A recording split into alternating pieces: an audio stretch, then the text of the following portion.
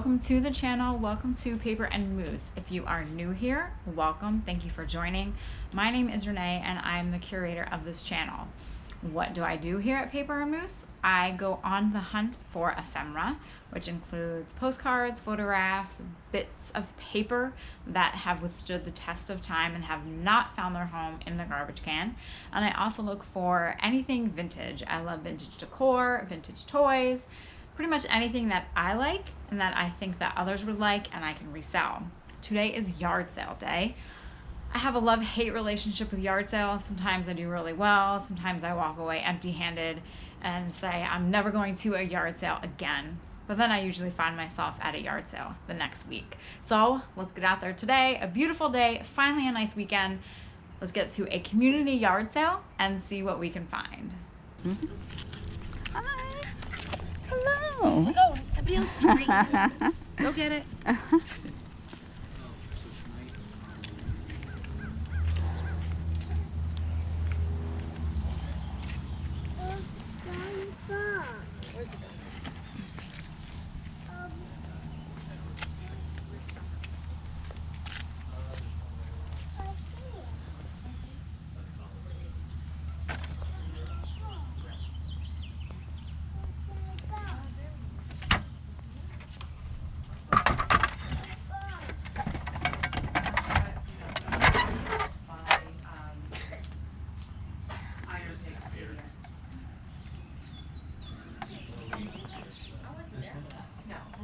We did go to Copperhead. Oh, I was going to say, because we were talking about, where the ride been before. I was going to say, I don't remember going.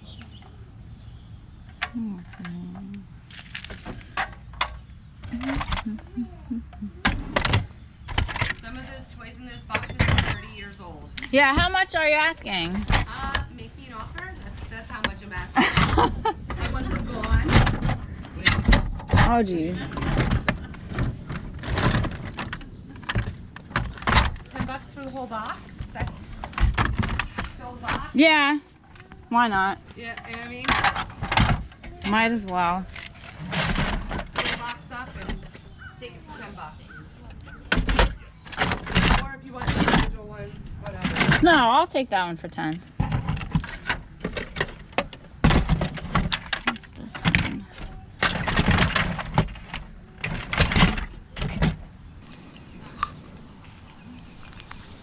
Hi, puppy. Are you so cute? Yeah.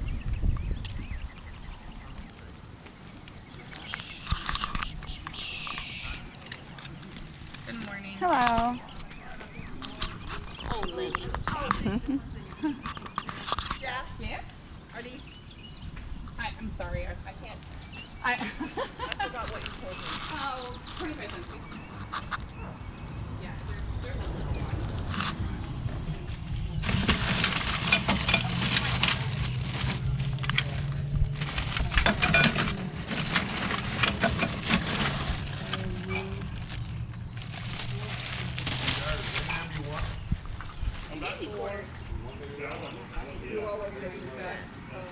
Hold on, I have it. I was just saying, I need to go find one of these today. Actually, I owe you $1. You give me the 50 cents. I give her the 50 cents is the way I work. Because I'll owe you.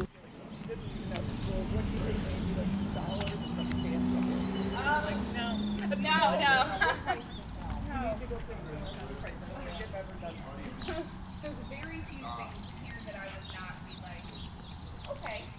You know what I mean? Like, this is fine. So these bags hold my best finds of the day. So stay tuned for the recap to see how much I paid for these vintage beauties.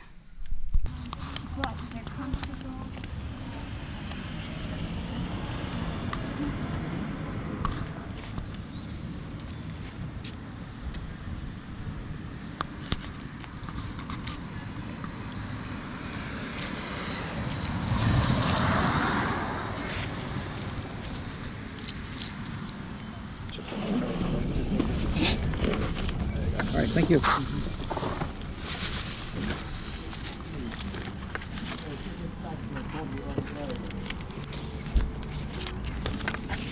Usually some of these flat boxes are there, I guess.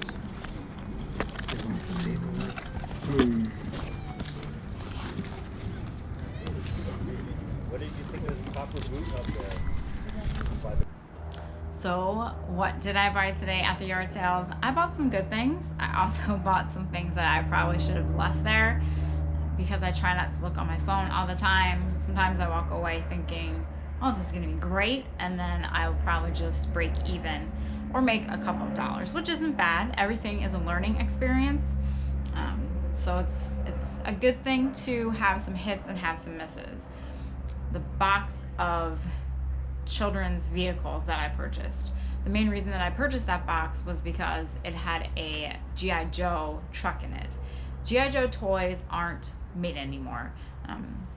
So now people are buying them, specifically people that are around my age, so mid to late 30s and even 40-year-olds. They are buying these, 1980s, 1990s G.I. Joe figures and all the, vehicles, play sets that go with them because they want a piece of their childhood back and they want to have their children play with the toys that they played with.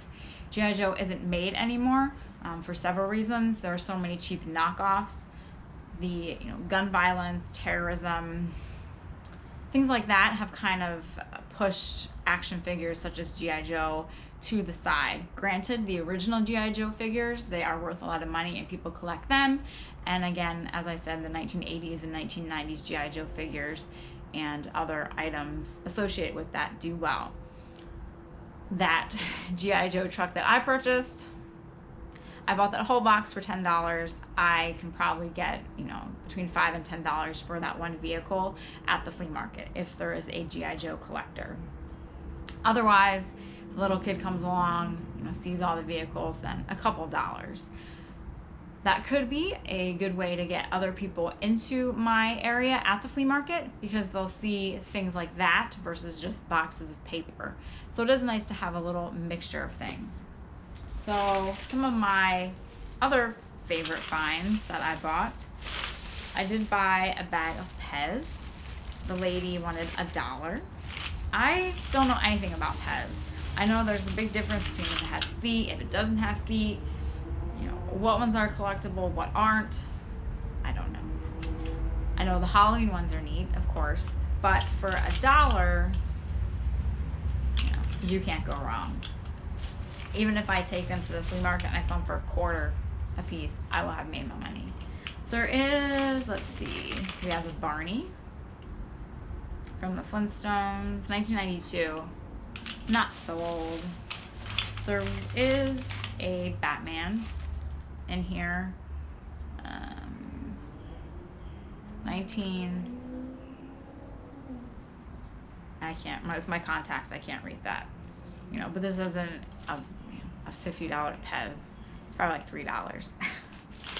We have some snowman, Bugs Bunny. What year is he?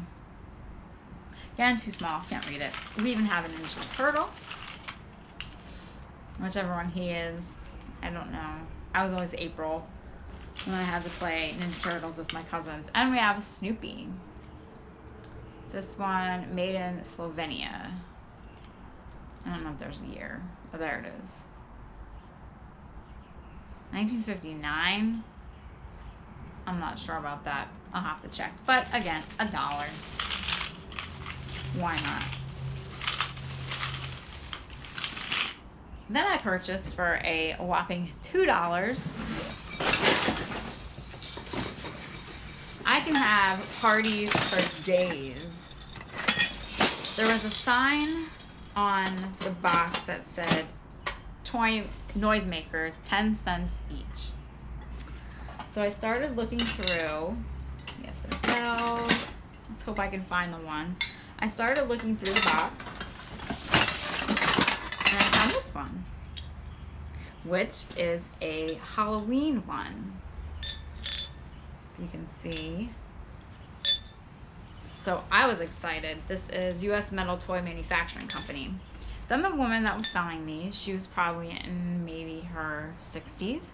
She said that when her kids were little, this is what they would bring out for the kids to, play with before the ball dropped on New Year's Eve. I guess they had like a kids version.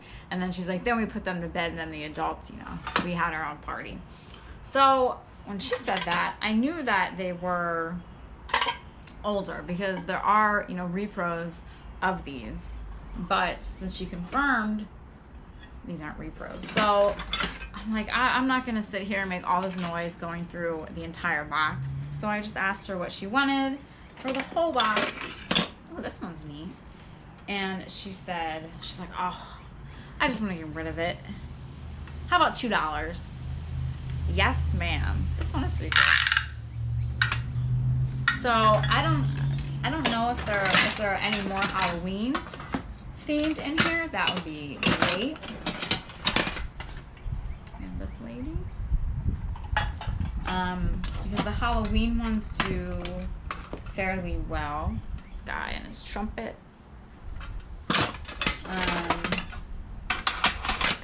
Oh, everyone's favorite. We have some clowns. So I will have to look through here and see. Let's just check one more, see if we have any left. No, this one is just blank.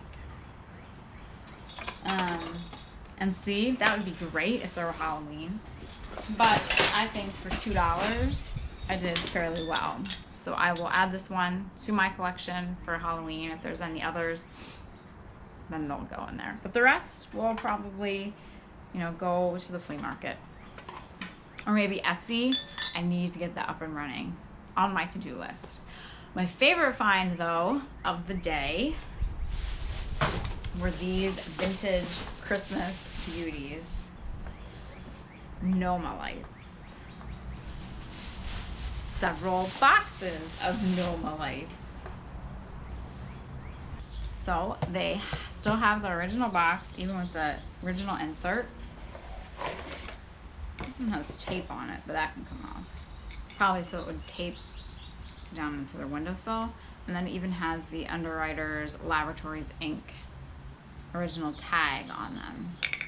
So, as I said, he had about 12. Oh, it still has the paper on the bottom. The tissue paper. And I asked how much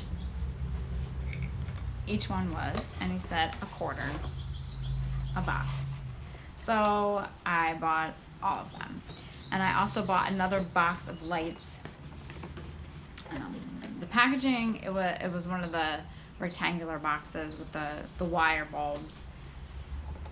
The packaging was a little, it wasn't too bad. There was another box, but that was too beat up to salvage. So I was so excited when I found these. His wife came over and she's like, oh my gosh, it was finally someone wants them. She said, do you know how old those are? I go, oh, I know. Like I collect a vintage Christmas. I said that the packaging was just great in of itself. Put on a shelf, on a dresser, or however you want to decorate with it. So they were happy to get rid of them, and I was more than happy to buy them for 25 cents a box.